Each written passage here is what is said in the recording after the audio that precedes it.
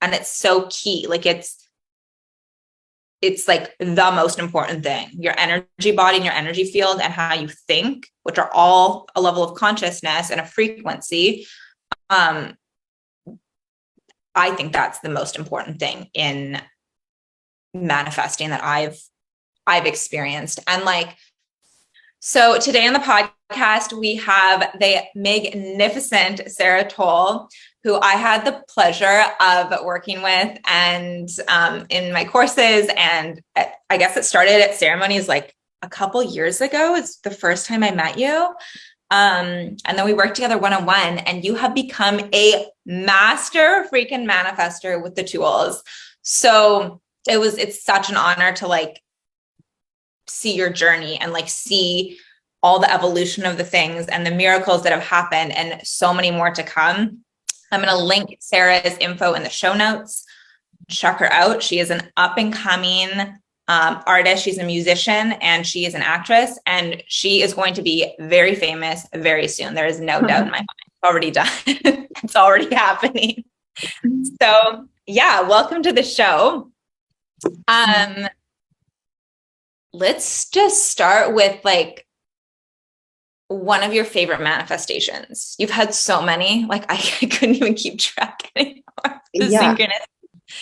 Well, Jill, you told me to write down my manifesting stories because it reinforces it happening. And so I have written them down. I'm actually looking at them right now on my computer.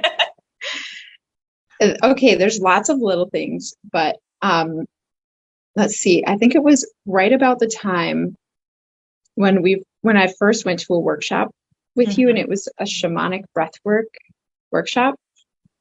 Right around that time when I was really starting to get into this stuff. And I remember I was having conversations with music marketing agencies, and I was trying to find the right fit for me to help me do when I release a song, to do all this different types of promotion and pitching to playlist curators and blogs and all this stuff.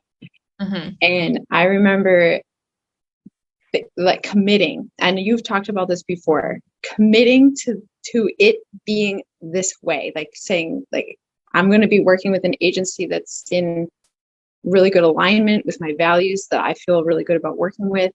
And I had found the agency, and they had proposed pricing to me. And I was just like, all right, like this money to hire this agency is here. It is here already. And I just committed to that and stepped forward and took that leap. And then crazily, like it always happens crazily, right? Yeah. Within a couple of days, somebody that I had known from work, or a random person I had interacted with through my work, reached out to me and asked if I could do some consulting for them, for marketing and stuff, like what I do, website stuff, and offered me a specific hourly amount and a specific amount of hours per month that would exactly equal the payment to this music marketing agency, like to the dollar. Yeah. It was so bizarre. It's like, and I love that because it's like there is a way to create from like just 3D reality where you're like hustling and grinding. You're like, it's going to happen. And like, it can't. But like when you get into this world of the quantum, it's like you still get to do that, but it happens in the ways you can never expect it. And then you're like, whoa, like life becomes so fun. And of course, because you created, you're like, it's already done. This money's coming.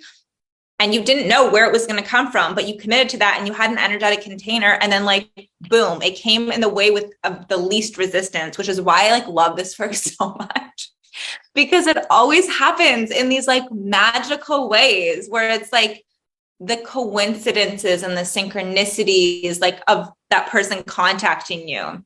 Like, what are the chances? Literally next to none for like, and I want to hear more stories as well. And I'm sure the audience does, but it's like when you made that choice of it's already done, and like took aligned action and left the rest up to the divine, like you could have never known it was going to come through that way. And I see so many people who are like trying to manifest, but they don't actually like understand working from the quantum, and they don't understand energetic alignment. And like recalibrating their energy systems, which like the shamanic breathwork does, and like the activations, and decoding manifestation, and like in some of my other courses or some that I do in person.